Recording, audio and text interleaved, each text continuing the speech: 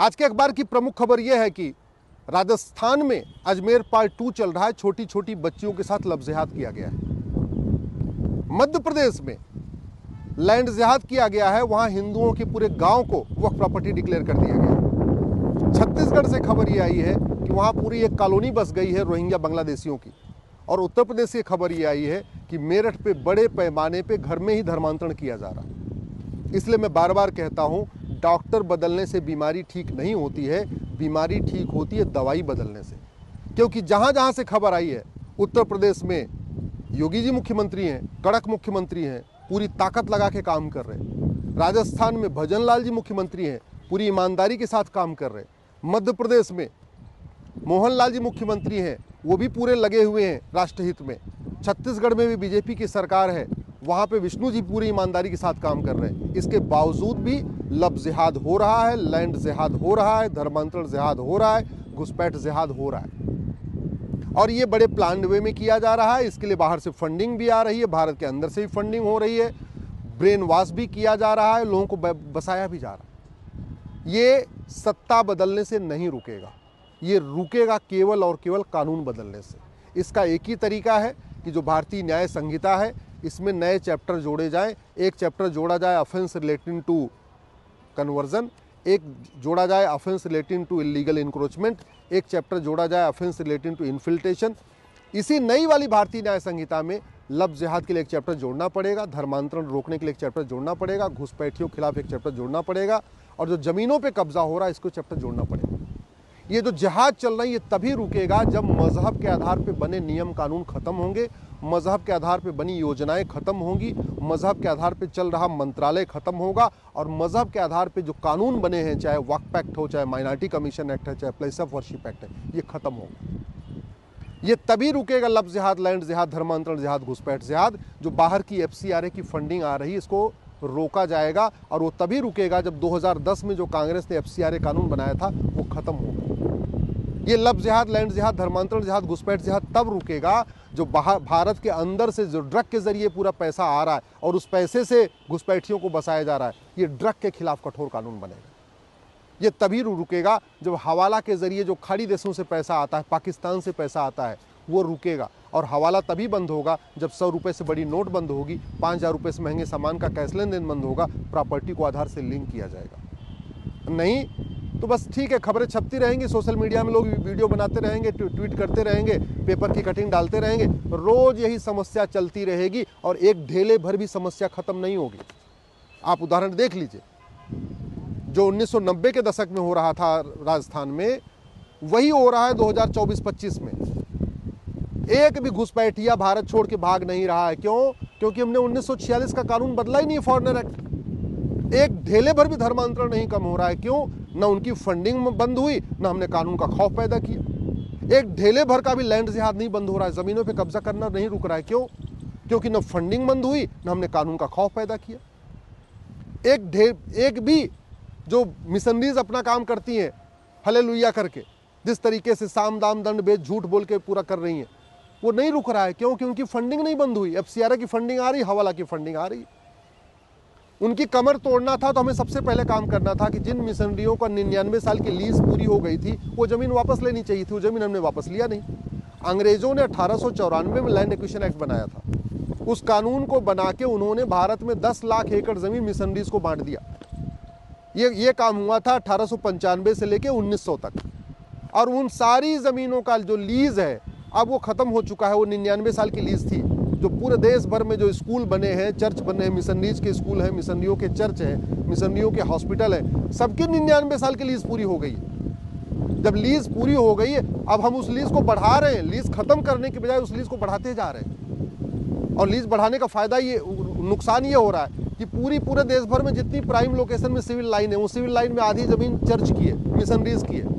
अब वो वहाँ प्लॉटिंग करते हैं, सिविल लाइन की ज़मीन 10 बिस्वा बेचते हैं और थोड़ी दूर जाके गांव एरिया में जाते हैं, 10 एकड़ ज़मीन खरीद लेते हैं। उसी पे बढ़िया हॉस्पिटल बना दे रहे, बढ़िया स्कूल बना रहे, वहाँ फ्री में एडमिशन दे रहे और एडमिशन दे के कन्वर्जन कर रहे। तो ये तब रुकेगा जो हमने अंग्रेज़ों ने ज़मीन बांटी थी, उस ज़मीन को वापस ले।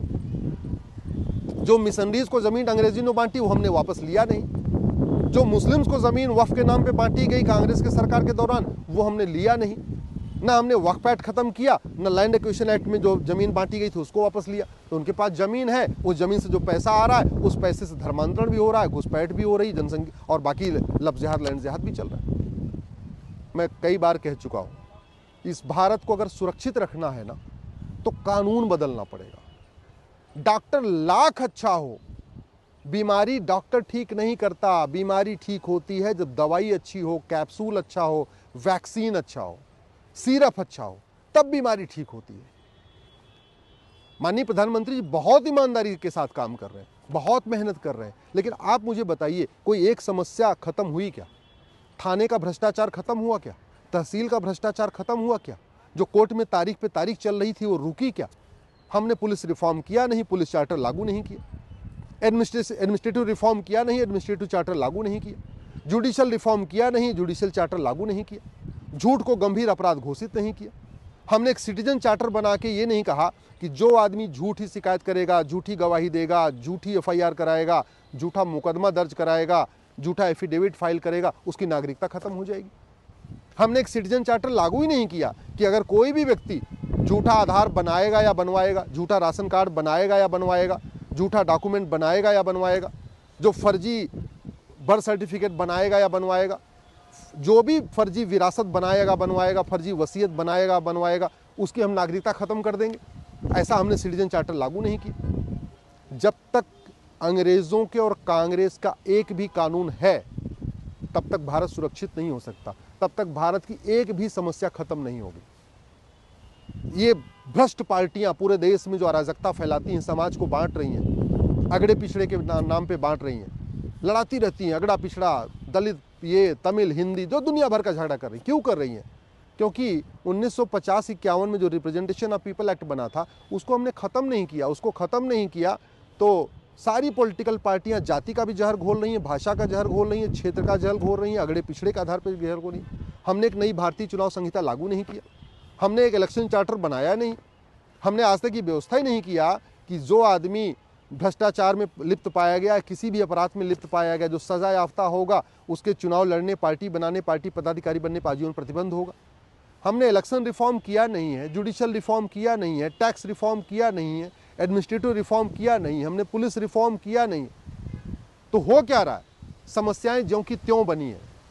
न भ्रष्टाचार कम हो रहा है, न अपराध कम हो रहा है, न घूसखोरी कम हो रही है, न जमाखोरी कम हो रही है, न कमीशन खोरी कम हो रही है, न मुनाफाखोरी कम हो रही है, न मिलावटखोरी कम हो रही है, न नशा तस्करी कम हो रही है, न मानव तस्करी कम हो रही है, न अलगाववाद कम हो रहा है, न कट्टरवाद कम हो रहा है, न जिहाद कम हो रहा है, न मजहबी उन्माद कम हो रहा है, न रोहिंग्याओं का आना बंद हुआ है, न बांग्लादेशियों का आना बंद हुआ है।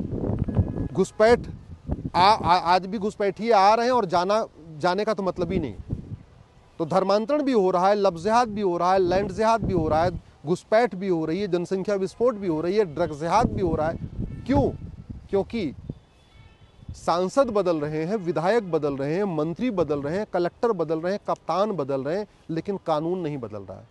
जब तक कानून नहीं बदलेगा तब तक एक भी समस्या खत्म नहीं होगी और इसका समाधान हो सकता है। मैं पूरी गारंटी के साथ कहता हूं, 1 साल के अंदर भारत में लफ्ज़ जिहाद 100% खत्म हो जाएगा। 1 साल के अंदर घुसपैठिए अपने आप भाग जाएंगे, एनआरसी करना ही नहीं पड़ेगा। 1 साल के अंदर ज़मीनों पे लोग जो कब्जा करके बैठे वो अपनी ज़मीन खुद ही छोड़ के चले जाएंगे। उन सरकार को खाली भी नहीं करवाना पड़ेगा, खुद ही ज़मीन खाली छोड़ देंगे। ये लेकिन व्यवस्था 1 साल के अंदर भारत में ड्रग पूरा खत्म हो जाएगा। पूरा एक भी व्यक्ति 1 ग्राम लेके ड्रग नहीं घूमेगा, लेकिन उसके लिए कानून बदलना पड़ेगा। 1 नेशन 1 पिनल कोड बनाना पड़ेगा, 1 नेशन 1 पुलिस कोड बनाना पड़ेगा, 1 नेशन 1 जुडिशियल कोड बनाना पड़ेगा, 1 नेशन 1 टैक्स कोड बनाना पड़ेगा, हवाला को बंद करना पड़ेगा, कांग्रेसी कानूनों को ख़त्म करना पड़ेगा, अंग्रेजी कानूनों को ख़त्म करना पड़ेगा, नए कानून बनाने पड़ेंगे। तब ये चीज़ें होंगी, तब भारत सुरक्षित होगा। और नहीं तो कोई सांसद बने, कोई मुख्यमंत्री बने, कोई गृह मंत्री बने, कोई कुछ भी बने, कुछ फर्क नहीं पड़ेगा। सारी की सारी समस्याएं बढ़ती जाएंगी और बढ़ती जाएंगी। तो जैसे जो हालत पाकिस्तान की हो रही है, जो हालत अफगानिस्तान की हुई, जो हालत बांग्लादेश की हुई है, वही हालत एक दिन हिंदुस्तान की भी हो जाएगी।